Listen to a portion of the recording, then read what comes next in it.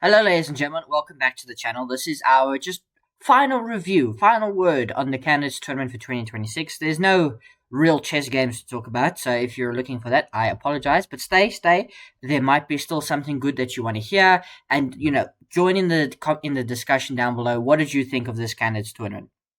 It was a really wild ride. We'll go look at some more in-depth statistics and how players performed. We're obviously doing both candidates. I know I did previews for both different separately. There's going to be one video reviewing both candidates, the open section and the women's section. And we have to start with our winners. We really do.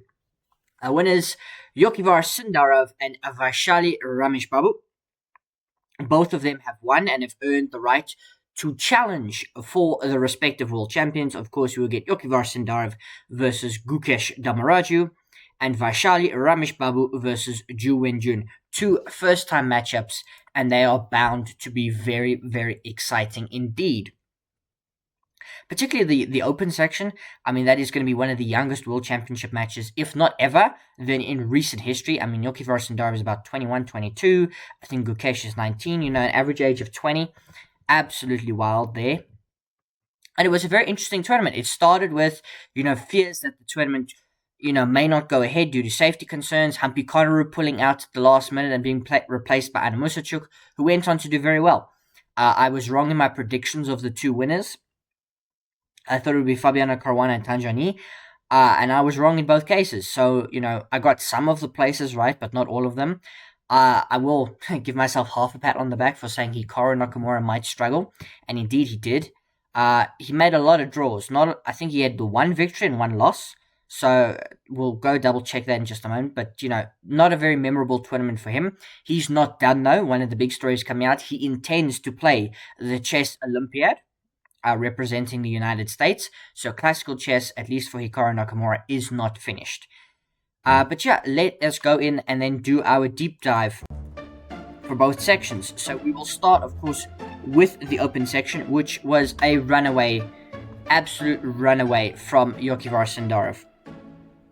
Undefeated, he scores 6 victories in 14 rounds, making draws against everybody else. An absolutely wild affair, gaining 30 rating points. He'll now be about 2775, so we're getting very close to that 2800 mark.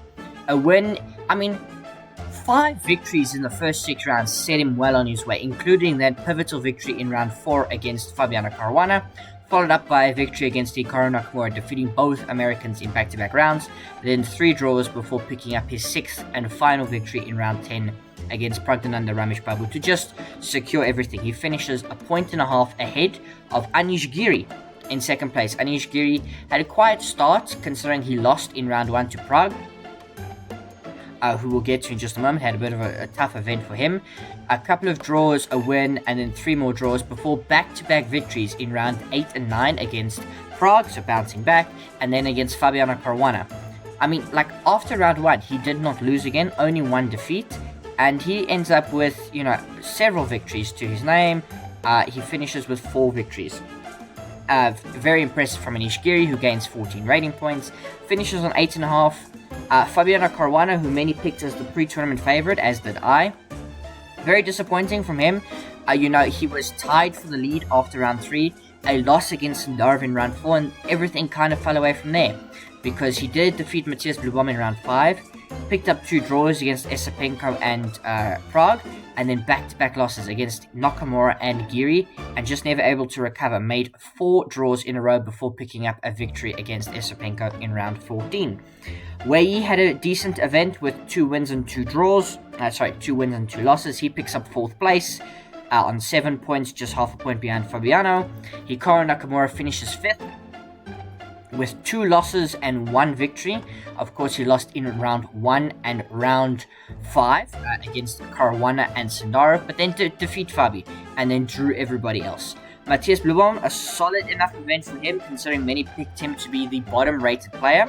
He gains rating, which is interesting, despite finishing on -2, 2 losses, but 12 draws, pretty solid from him.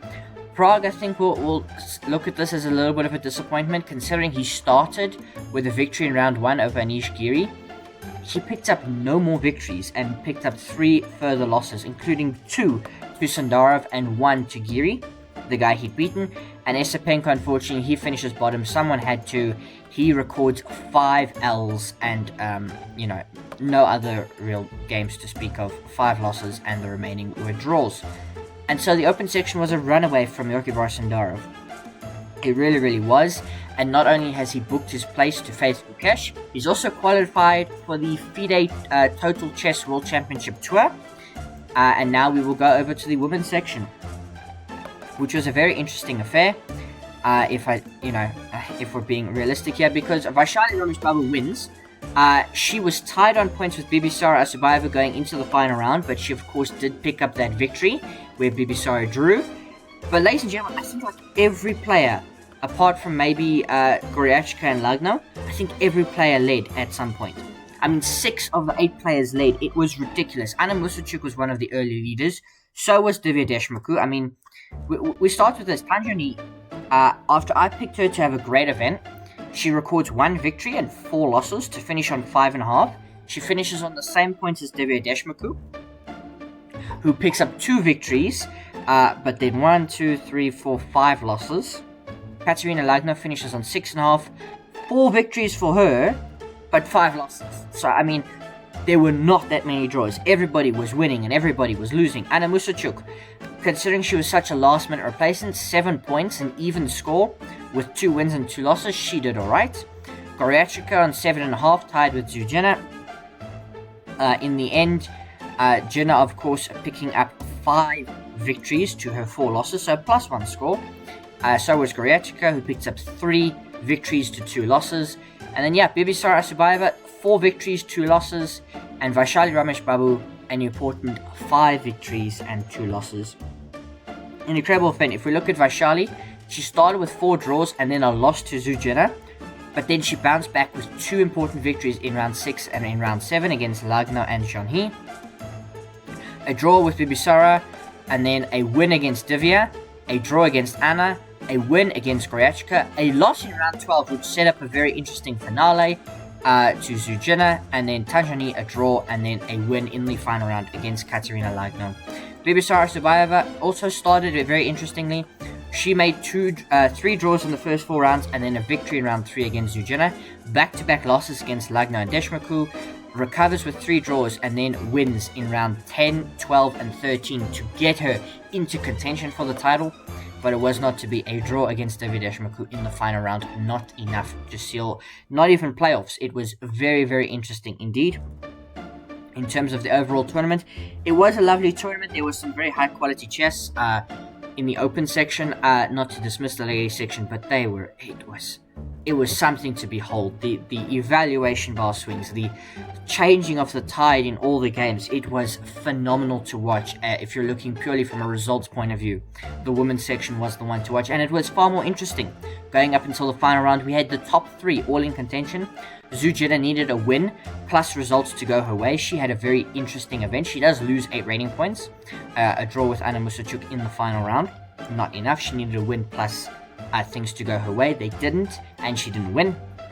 Bibisara and Vaishali as well, a phenomenal event. Vaishali, of course, earns the right to challenge Ju Wenjun, and she, of course, qualifies for the FIDE Total Chess World Championship Tour. Both candidates winners did that. So if we look at our matchup, it will be not Zhu Jiner, it will be Vaishali Rameshbabu. It will be this matchup. This is our World Championship matchup.